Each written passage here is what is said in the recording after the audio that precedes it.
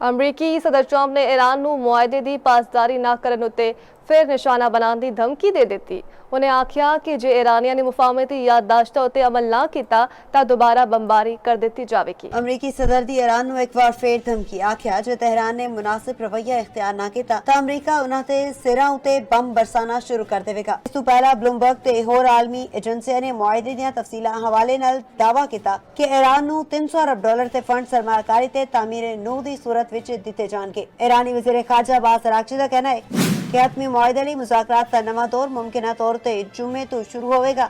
इन्हां दे मुताबिक मुज़ाकरात 2 मरहलियां विच होणगे। पहले मरहले विच आबनाए हुमस ते बहरी नाकाबंदी जबकि दूसरे मरहले विच जौहरी प्रोग्राम ते पाबंदियां खत्म करन ते गलबात होवेगी। ईरानी पार्लियामेंट दी कौमी सलामती कमेटी ते सरबराह इब्राहिम अजीजी आखदे ने कि ईरान दे खिलाफ यकतरफा फैसले मुसल्लत करन दा दौर खत्म हो चुका है।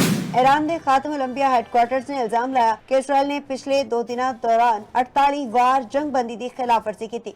जे शहरियों ने निशाना बनावन दा सिलसिला बंद ना होया तो मुनासिब जवाब दिता जाएगा। दूजे पासे कैथोलिक मसीहा दे रूहानी पेशवा पॉप लियो ने भी अमरीका ते ईरान के दरमियान मुतवक्के अमन मुआहदे दा खैर मकदम किया है।